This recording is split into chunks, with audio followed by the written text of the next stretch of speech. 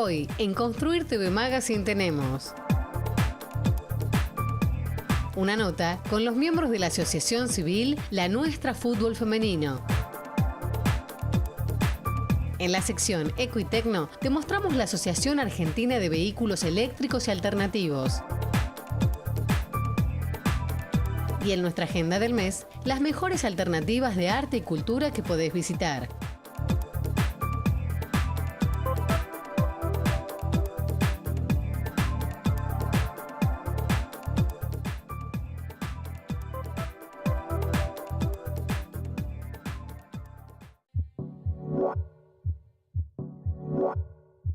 La Nuestra Fútbol Femenino es una asociación civil que busca recrear un espacio para la práctica de dicho deporte por parte de niñas y adolescentes, trascendiendo a un trabajo con perspectiva de género sobre otras áreas como la educación y la salud. En talleres abordan problemáticas que viven desde su condición de mujeres jóvenes en situación de exclusión social. Está conformada por exjugadoras y directoras técnicas que desde el año 2007 desarrollan su actividad en la cancha Güemes de la Villa 31 del barrio porteño de Retiro. Mi nombre es Mónica Santino, soy directora técnica de fútbol y soy parte fundadora de la Asociación Civil La Nuestra Fútbol Femenino. La Nuestra es un colectivo de mujeres, algunas venimos de haber jugado al fútbol, de haber transitado los caminos del fútbol de mujeres, otras de la educación popular, de trabajo social, y en conjunto formamos esta organización que nació en el año 2007, noviembre de 2007, cuando esta cancha era de tierra, no había alambrado, nada, era de tierra y cascote, y un grupo muy chiquito de chicas hacía un tiempo que entrenaba bajo las órdenes de una entrenadora norteamericana que estaba de paso en Buenos Aires haciendo su tesis de socióloga, volvía a Estados Unidos y quería que el grupo de chicas se quede con alguien. Nos eligió a nosotras para esa tarea, empezamos ahí, esta cancha las mujeres prácticamente no la podían usar, o entraban muy poco, o en menor proporción que los varones, y la primera gran conquista de este grupo fue el terreno de juego. Cuando hablamos de eso, creemos que tiene una importancia política, revolucionaria muy fuerte, porque las canchas de fútbol son los espacios públicos más importantes de los barrios, siempre se respeta, no se construyen casas sobre las canchas de fútbol, y siempre son de los varones, ¿no? Cuando son grandes porque organizan partidos por plata, cuando son más chicos porque tiran la mochila del colegio y vienen a jugar, eso está naturalizado y para las pibas no. Ser mujer en un barrio vulnerado socialmente, las mujeres por lo general adoptan conductas de adultas de edad muy temprana, se ocupan de la tarea doméstica, se ocupan del cuidado de otros y de otras, entonces jugar no es un derecho y lo que las chicas han hecho acá en estos 10 años es justamente conquistar ese derecho al juego, conquistar el territorio y tratar de dar vuelta a un deporte que tiene una identidad masculina fuertísima, que en Argentina es el deporte más importante, es el deporte que explica montones de cosas de nuestras maneras de ser, de nuestras costumbres, es un bien cultural. Sin embargo, las mujeres siempre fuimos ciudadanas de segunda. Lo que buscamos acá es tener protagonismo, adueñarnos del juego, adueñarnos de nuestro tiempo como mujeres, volver a replantear todas estas costumbres y todos los discursos que atraviesan nuestros cuerpos, y fundamentalmente ejercer un derecho, ¿no? Creemos nosotras en todos estos años de trabajo que el juego es un derecho humano, que el juego es una cosa seria, que nos enseña a ser mejores personas, que nadie puede tener negado ese derecho y lo que las pibas han hecho acá es apoderarse de eso, ejercerlo y justamente estar empoderadas a partir de algo que les gusta, ¿no? Algo que da placer, porque jugar a la pelota tiene que ver con ser parte de un colectivo, entender que las transformaciones son siempre en conjunto, nunca individualmente, que para hacer un gol tenés que apoyarte a tu compañera y hacer pases para que realmente el gol de tu equipo llegue. Y todas esas enseñanzas, cuando las pones afuera, te ayudan por lo menos a ver la vida de otra manera y a no pensar que el único destino para una mujer es ser madre, ¿no? Fundamentalmente eso, y bueno, y en 10 años nos ha pasado de todo, ¿no? Como poder ensamblar y armar un colectivo de mujeres entrenadoras. Tenemos una entrenadora de arquera, una kinesióloga, alguien dedicado a un grupo particular que son las adolescentes, otras a las que son más chiquitas. Pero bueno, estamos muy orgullosas de eso, ¿no? Porque siempre cuando hablas de fútbol los referentes son varones, la historia la cuentan los varones y nosotras acá podemos empezar a contar una historia que tiene que ver con mujeres y tener referentes mujeres para las más chicas también es muy importante. Si no, siempre miramos a Maradona, en mi caso, pues soy más vieja, las más chiquitas a Tevez o a Messi y pocas sabemos que, por ejemplo, existe una selección de fútbol de mujeres argentina, un campeonato de AFA que es muy importante. Entonces empezar a armar esa historia entre todas, ¿no? Como un rompecabezas que las mujeres tuvimos que armar en todas las batallas que dimos, ¿no? Para votar, para tener lugar en el espacio público, para lograr los mismos derechos laborales y un montón de camino que todavía tenemos que hacer. Por eso consideramos que el deporte, cuando hablamos de violencia de género, es una herramienta muy importante para erradicarlo, ¿no? Porque una piba parada en el control de su cuerpo y en lo que quiere hacer, muy difícilmente luego sea una víctima de violencia, ¿no? Entonces nos parece que es una herramienta muy importante y que en los barrios debe haber acceso al deporte a las mujeres, ¿no? Que creemos que también es una política pública que el Estado en algún punto adeuda, porque nosotras como organización nos sostenemos prácticamente de manera autónoma, no tenemos ninguna ayuda ni colaboración, es mucho de la voluntad y del amor que nos genera el vínculo que hemos armado con las pibas este año y la base de lo que la nuestra es.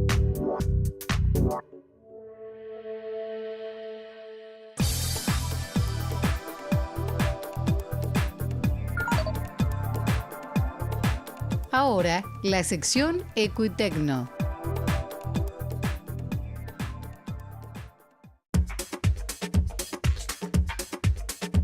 La Asociación Argentina de Vehículos Eléctricos y Alternativos tiene como objetivo fundamental promover el desarrollo de sistemas de movilidad sustentable, siguiendo uno de los ejes principales de la lucha contra el cambio climático. El foco se orienta a la adopción generalizada por la sociedad de medios de transporte que no consuman combustibles fósiles. La organización surgió de la unión entre profesionales vinculados a la producción de automóviles, motos y bicicletas alimentados con electricidad, así como especialistas del sector energético, científicos y tecnólogos. Soy Mariano Jimena, soy presidente de AVEA. AVEA es la Asociación Argentina de Vehículos Eléctricos y Alternativos. Se fundó en el año 2012. Comenzamos un grupo de personas comunes, profesionales, interesados en el tema de la movilidad eléctrica, movilidad sustentable y lo alternativo al combustible fósil. Todo con la idea de mejorar la calidad del ambiente, de cómo impacta eso en salud y también de posicionar a la Argentina en esta nueva industria, en este nuevo comercio que es el del vehículo eléctrico y pensar hacerla fuerte a nivel regional.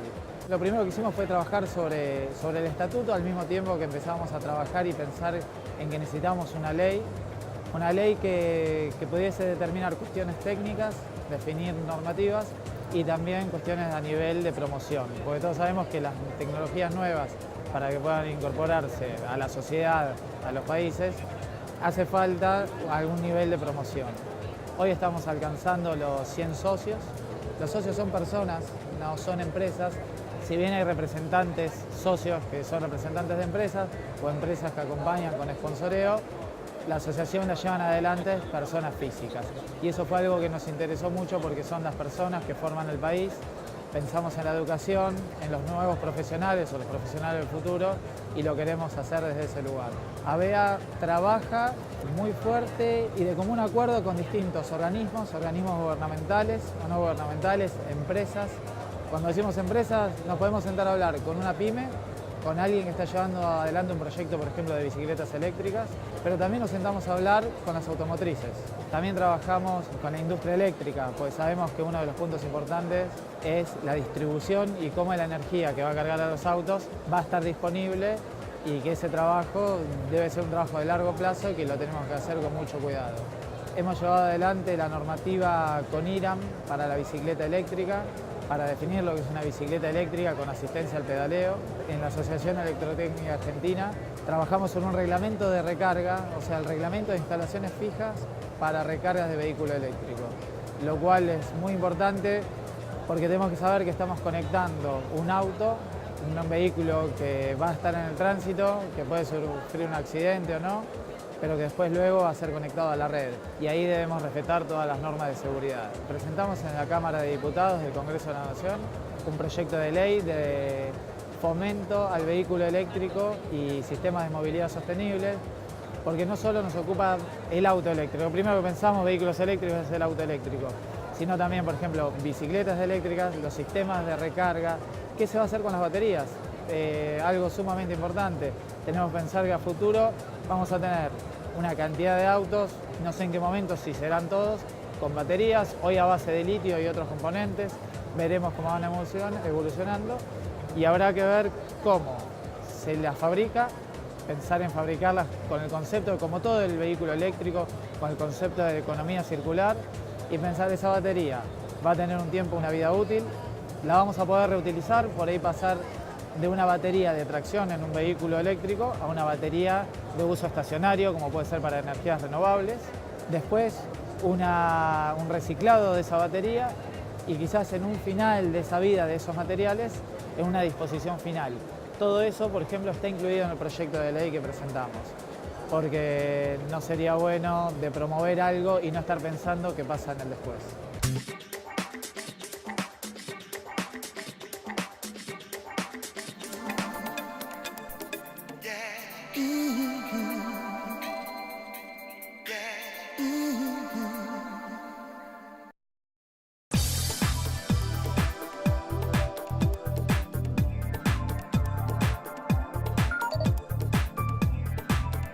Continuamos con la nota de ONG.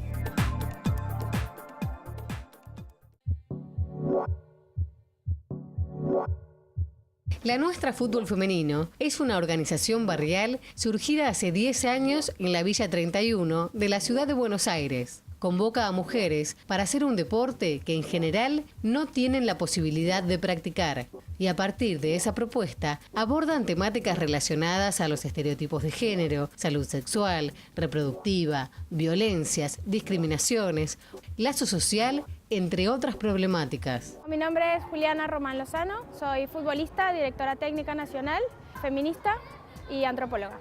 La Nuestra es un proyecto que nosotras como mujeres futbolistas y directoras técnicas empezamos acá en el barrio, ya que vimos que no había como oferta deportiva para las pibas y también entendemos como futbolistas y deportistas que el fútbol es una herramienta muy poderosa para empoderar a las mujeres, para empoderarnos entre todas y para interpelar también ciertas construcciones de la sociedad que quieren poner a las mujeres en cierto lugar, le quieren asignar solo ciertas actividades y por supuesto solo ciertos deportes. Entonces lo que empezamos a hacer acá fue tirar la pelota, empezar a ganar espacio público, que es esta cancha que usamos siempre, y hemos construido a través de estos 10 años un equipo de fútbol, un grupo y una asociación que usa el fútbol como herramienta para transformar realidades, para pasarla bien y para construir juntas un espacio donde quepamos todos los cuerpos, todas las maneras de ver la vida, todas las maneras de amar y sobre todo donde las futbolistas se puedan expresar y tengan también las más jóvenes otras referentes mujeres para poder pensar esto como un futuro posible, ya sea de futbolistas o directoras técnicas o simplemente eligiendo lo que quieren y sobre todo eligiendo sobre sus propios cuerpos. Entrenamos 2 veces por semana y jugamos los fines de semana y además de eso tenemos un espacio grupal que está conducido por unas compañeras que se llaman Cocoín, que son educadoras populares, y lo que hacemos es, a partir de la práctica en la cancha y de las realidades que tenemos que atravesar acá,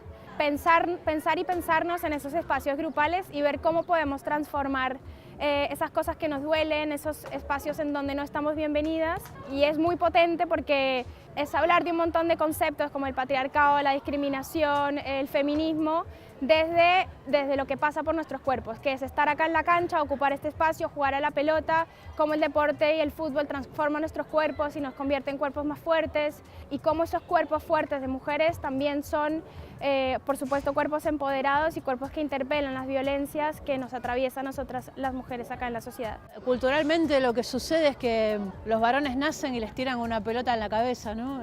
Casi automáticamente, las mujeres no. Los juegos para mujeres están ya como bastante predeterminados a lo que tiene que ver con lo doméstico, te regalan una cocinita, una escoba, difícilmente te regalen una pelota, y a todo lo que se nos alienta para jugar no tiene que ver ni con las piernas, ni con saltar, ni con correr, ni con ninguna de esas cosas, ¿no? Como que es algo más reservado de los pibes. Entonces, cuando una mujer ya desde chiquita puede desarrollar esas destrezas, cuando llega grande hay otra cuestión ahí, ¿no? Ya pudo tener contacto con la pelota, ya jugó, ya pasó por esa experiencia, no tiene capaz tantos tabúes o esas cuestiones que tienen que ver con lo cultural metidas en el cuerpo, hay más libertad. Y después en los barrios también lo que pasa es que tienen que estar atentas a una cantidad de estímulos muy grandes las pibas, ¿no? Entonces ahí la movilidad, la flexibilidad de todas esas cuestiones son 100% explotables, ¿no? Porque están como a flor de piel. La cancha no es un patio de un colegio o un club que está cerrado solamente para la actividad, sino que tenés autos que pasan, el perro, la bici, otros pibes, y eso te hace estar alerta, digamos. No es lo mismo una piba que vive no sé, en el centro de la ciudad y vive en un departamento, digamos, ¿no? Entonces, ahí hay cuestiones que nosotras podemos aprovechar y muy bien, y la prueba pero fehaciente de que cuando empezás a practicar un deporte a edad temprana, después los resultados son otros. Y cuando recorres los clubes que están en AFA, ninguno tiene divisiones inferiores, capaz algún intento de escuela, pero me parece que es un problema crucial para pensar el desarrollo del fútbol femenino desde otro lugar, ¿no? Me parece que la nuestra tiene mucho para compartir, para ofrecer, desde el punto de vista de cómo teorizar la práctica en territorio y de hacer un gran aporte a lo que es el género y el deporte. Y por qué no la teoría, pues siempre la teoría es necesaria para que las cosas prevalezcan en el tiempo, pero cuando no es sostenido no sacás a nadie de ningún lado. No es tampoco el objeto sacar a nadie de un lado, ¿no? Sino ponerlo en valor. Digamos, esto es lo que nosotras, nuestra experiencia, creemos, y creemos que como organización social necesitamos esa pata que pueda hacernos trascender en el tiempo, ¿no? Y no que dependa solamente de un manojo de voluntades, ¿no? Porque ese manojo de voluntades puede tener las mejores de las intenciones, pero hay un momento que se agota porque, bueno, nada, la vida transcurre y es así, ¿no? Pero creo que tenemos mucho para ofrecer, para dar, y creo que no hay que hacer una gran inversión de dinero para sostener proyectos como estos, ¿no? Y que dan muchísimo más resultado a largo plazo, porque creo que un muy buen club en una villa, una muy buena escuela en una villa, ayudaría a pensar en otras transformaciones y no, por ejemplo, a bajar la imputabilidad de los pibes cuando se los encuentra en situación de delito. Yo adhiero mucho a esta frase: ningún pibe nace para chorro, y me parece que las oportunidades que brinda y que da el deporte son únicas.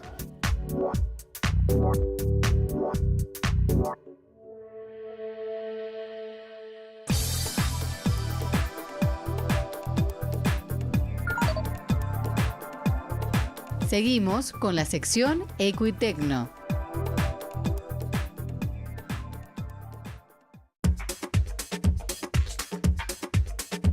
Los vehículos convencionales con motores de combustión interna alimentados por combustibles fósiles emiten gases tóxicos, partículas de carbón cancerígenas y gases no tóxicos como el dióxido de carbono, pero son los principales causantes de la destrucción económica por el calentamiento climático que está sufriendo el planeta. La implementación de medios de transporte eléctricos y alternativos es cada vez más imperiosa, ya que estos pueden llegar a producir cero emisiones durante su circulación y sus baterías tienen la posibilidad de ser cargadas desde energías renovables. Los autos híbridos lo que hacen es funcionar mediante el motor de combustión interna y con ese motor de combustión interna cargar las baterías de iones de litio que se encuentran en la parte del baúl del auto, en este caso, en el caso del Mondeo por lo menos, y con esas baterías logramos alimentar por otra parte a un motor eléctrico que va a funcionar en conjunto con ese motor de combustión interna dependiendo de la necesidad de velocidad también que necesite el conductor, es decir, que a veces únicamente va a funcionar con el motor eléctrico y en otras ocasiones va a funcionar con ambos, o puede ir alternando el uso de ambos motores. De esa manera logra reducir drásticamente el consumo de combustible, y es por este marco global en el cual los impuestos han bajado para este tipo de tecnología que vamos a empezar a ver en el mercado una mayor participación de este tipo de vehículos. En términos de tecnología, el Grips está propulsado por un motor e-Power. Los motores e-Power son un desarrollo, una creación de Nissan a nivel global, ¿sí? Que son motores 100% eléctricos, y esas baterías están impulsadas o cargadas por un motor de combustión.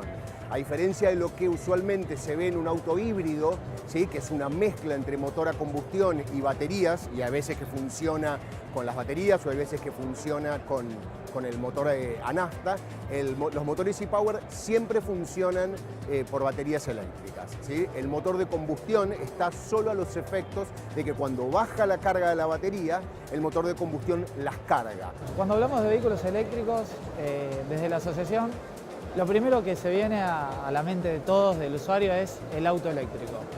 Un motor electrónica que administra la energía que se va a encontrar en el acumulador en una batería. Ese es el primer concepto. Después podemos hablar, un vehículo es una bicicleta eléctrica. Dos casos particulares de transporte de carga principalmente son el tren. Hay locomotoras que tienen su motor a combustión que generan energía y después un motor eléctrico. Ese sistema es más eficiente que si ese combustible estuviese destinado para la tracción neta del motor. Y otro caso es buques de carga, donde tienen generadores a bordo, trabajando un régimen consumiendo combustible donde es más eficiente, pero generando energía eléctrica para mover motores eléctricos, los cuales el motor eléctrico tiene mucho menos mantenimiento, tiene menos piezas móviles y menos desgaste. Yendo a los autos eléctricos, se pueden dividir en los híbridos, conviven la tecnología del motor a combustión, una batería y el motor eléctrico. Después, que hay enchufables y no enchufables, que significa que tiene la posibilidad de cargar esas baterías con un cargador para auto eléctrico o no. Tenemos autos 100% eléctricos, donde ya no tenemos el motor de combustión, solamente tenemos baterías que van a ser cargadas, se le van a suministrar energía. Esa energía va a ser procesada por una electrónica de potencia para ser administrada al motor, el cual va a ser transmitido a las ruedas. Los vehículos eléctricos los consideramos, y en todo el mundo, a ver, en la asociación no inventamos nada, realmente tomamos información del resto del mundo, estudiamos qué es lo que está pasando y cómo es un cambio de paradigma en el transporte, en la movilidad. En dos puntos principales impactan que no va a impactar solamente en el usuario, sino en toda la sociedad, que son, por un lado, el nivel económico, por una cuestión energética, de que se consume menos energía, y por supuesto, a nivel ambiental. Cuando hablamos de un vehículo eléctrico, in situ no produce gases de efecto invernadero. Después habrá que ver cómo esa energía se genera, si viene netamente de una renovable, solar, eólica, o por ahí viene de una térmica.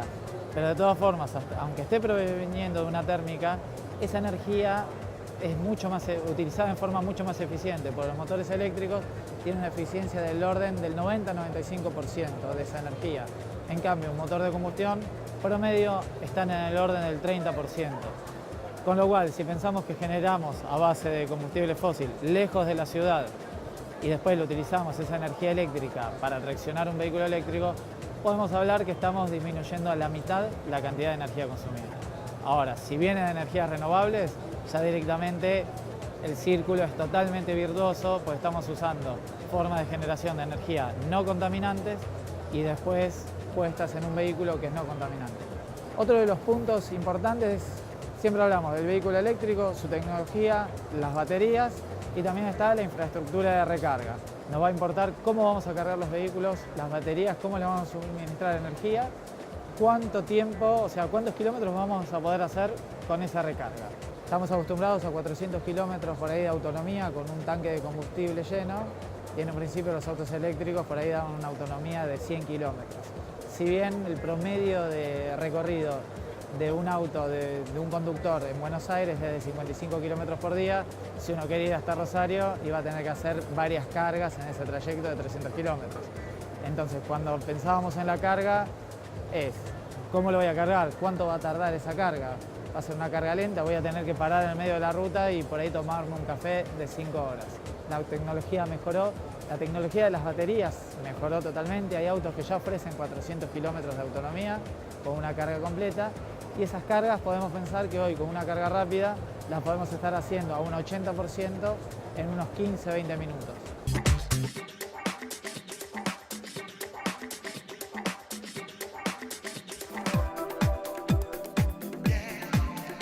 Los dejamos con la agenda cultural.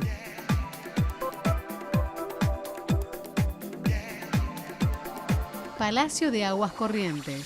Conocé el interior de este fastuoso palacio del centro de la ciudad, que fue el depósito de agua más importante del continente.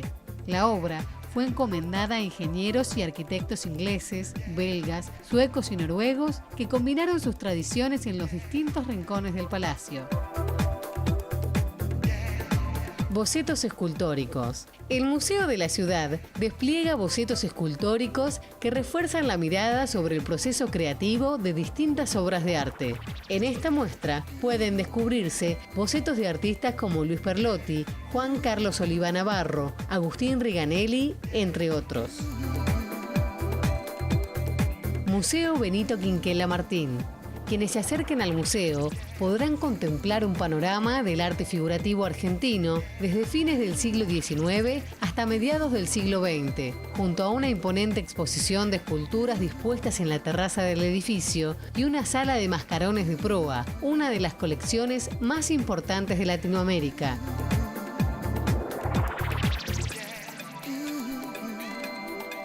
Nos despedimos hasta nuestro próximo episodio de Construir TV Magazine.